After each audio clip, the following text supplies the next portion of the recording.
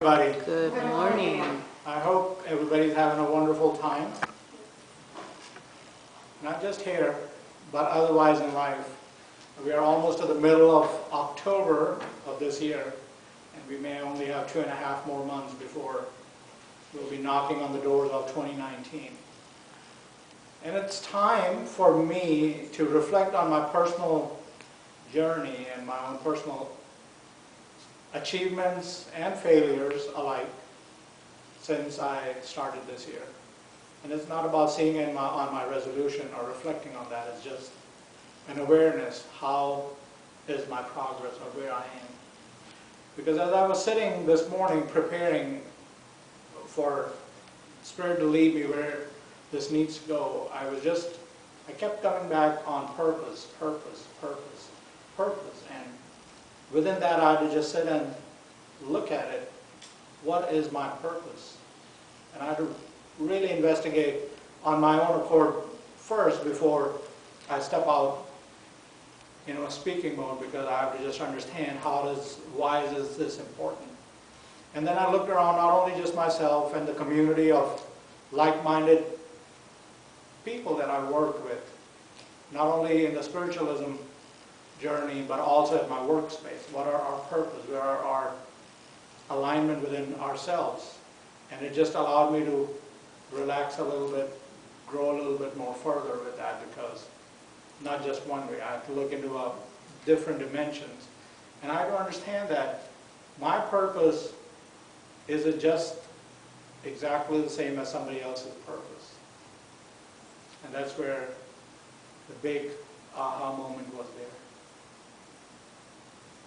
We are billions and billions of people here, and we all have a very unique purpose.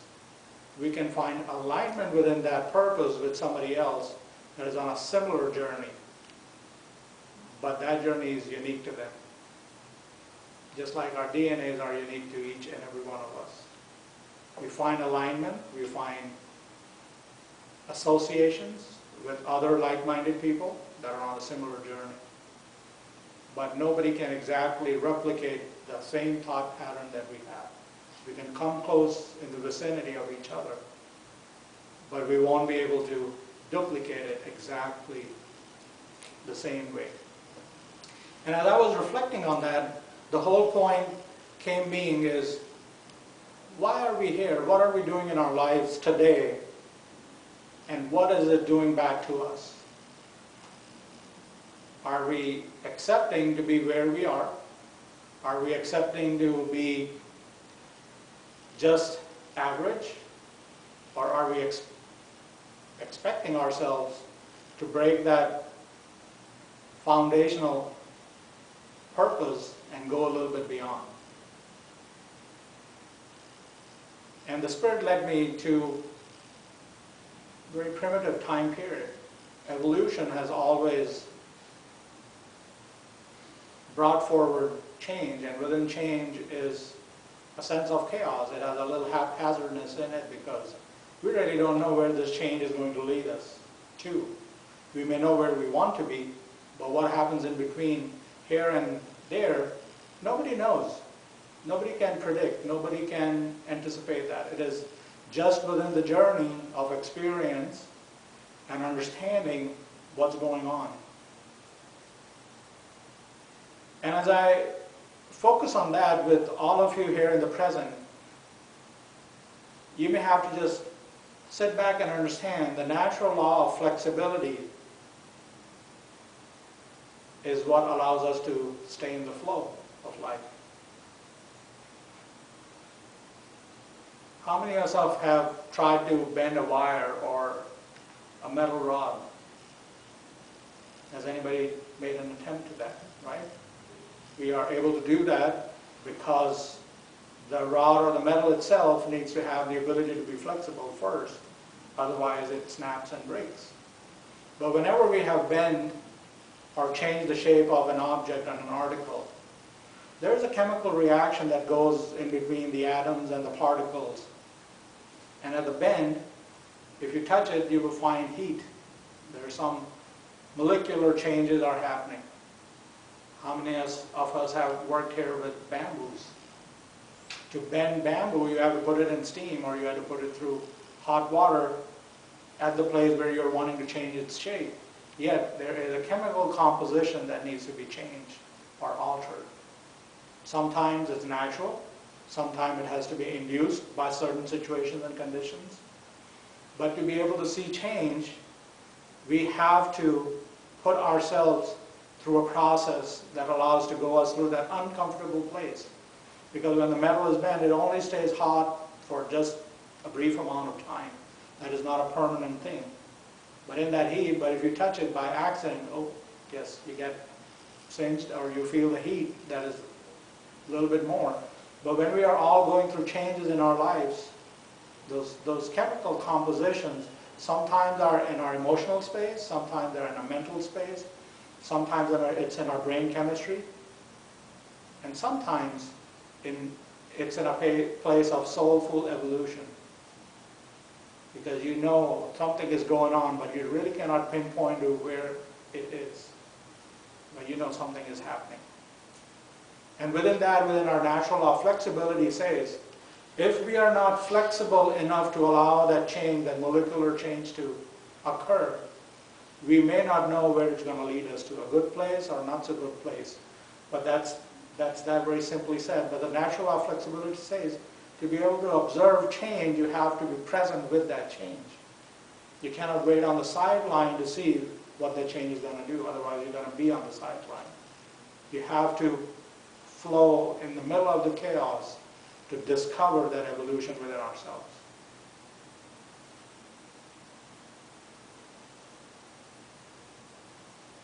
You know, like they say, the Rome was not built in one day. It was built one piece at a time. Just like they say, you cannot chew on an elephant all at once. You have to do things in bite-sized pieces. And when we are in the middle of change and chaos, we have to understand it cannot be resolved in one moment unless it is a very miraculous experience. And those miraculous experiences do happen on a daily basis. But to be able to work with chaos, something bigger than ourselves, we have to just take small things in stride. Anybody with any sort of physical chronic illness, you have to understand it's one day at a time, one experience at a time, one discovery, one success at a time.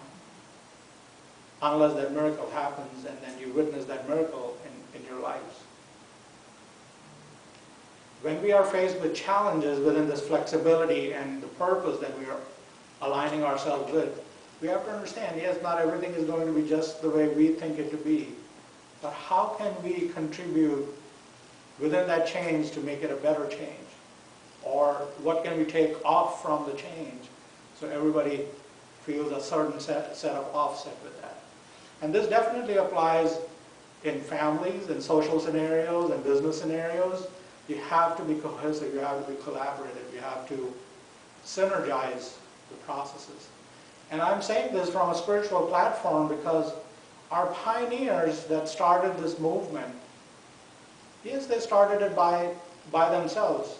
Somebody discovered mediumship, somebody discovered psychic phenomena, somebody discovered mental mediumship and physical mediumship. Not one person is creating all these experiences.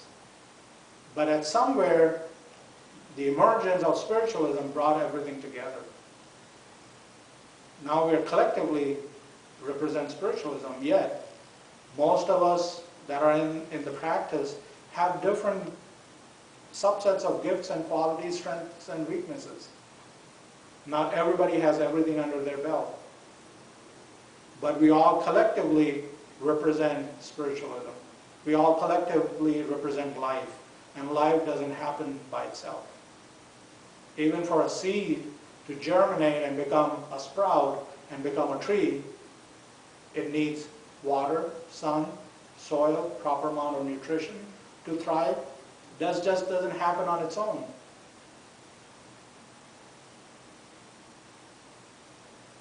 Just to take an example, when a cancer cell grows, it starts with one cell. And then it multiplies. It feeds off its environment. And then it grow something bigger, unmanageable. So polarity or contrast always stays in our life. If we are looking at something good, something in the hindsight definitely is not so pleasant. You cannot take away contrast or polarity. Sun exists, moon is up somewhere in the part of the world where we cannot see. Polarity will always exist. Where we choose to align and see ourselves in life, this is where the making or the breaking of that point is. But the natural law of purpose says if you have a purpose, and if that purpose is larger than yourself, you must get a feedback from it while you're working within that purpose. So let me expand that for a little bit, what it means or what it feels from my perspective. When we are giving energy to anything that we align ourselves with, it has to multiply, it has to be something. And if it is not alignment with ourselves, or we are not in alignment with that, it drops the energy, it dissipates, it is deteriorating, and it goes in a different direction. But here comes the exciting part. How many of us watch Olympics? So out of the billions of population, maybe 10,000 athletes compete in that event, right? What brought them there?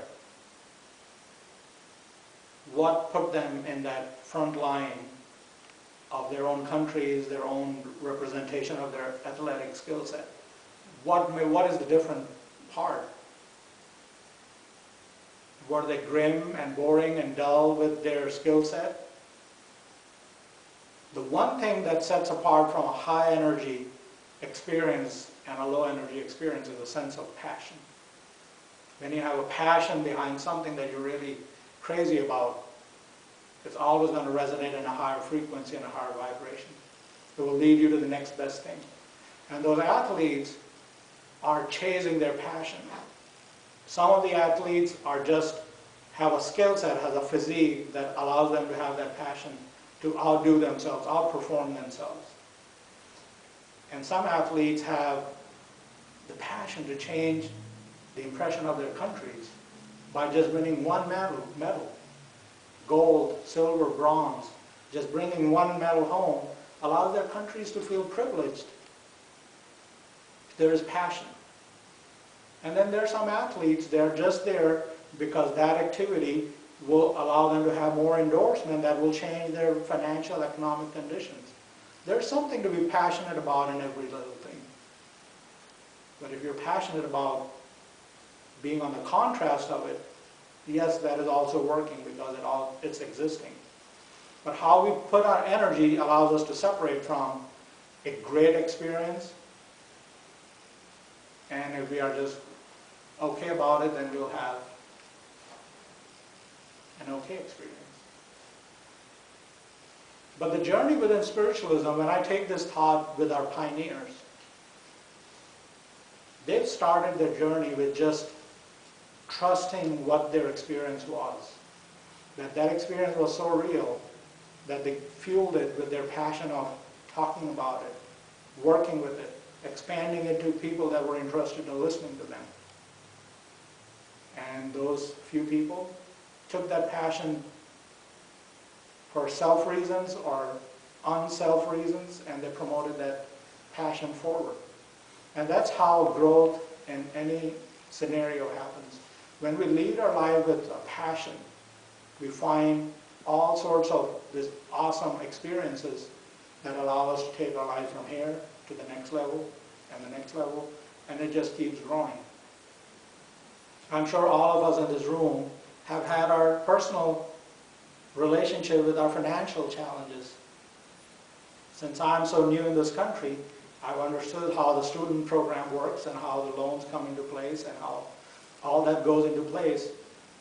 But I can be overburdened or carried away by the pressure of it, or I can say, I'm going to take passionate interest in offsetting these obligations one little thing at a time, just like that big elephant can be taken care of by small steps, baby steps. It doesn't have to be big steps, small changes.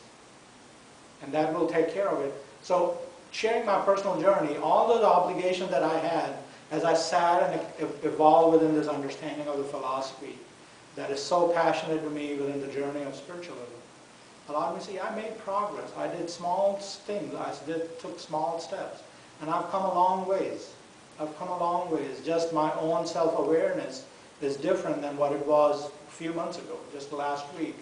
It's a constant observation to be flexible, to understand if this thing is not working for me, should I just be so rigid that it comes to a breaking point where I won't exist, or this thing will shift the whole paradigm for me.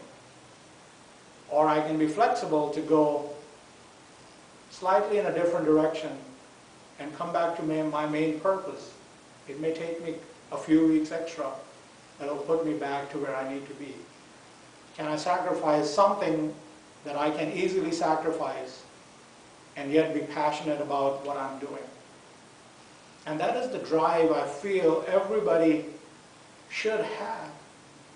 No matter what our circumstances, no matter where we are, no matter what our health situations, personal situations are, find the passion that really drives you. Find that excitement that really, really motivates you to do something great, exceptionally great, even more than that.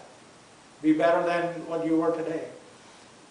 The one thing at work I have started to believe, and I'm trying to practice as best possible, to leave my place of work better than what I found. So when I finish my work, there are other people that still continue to work.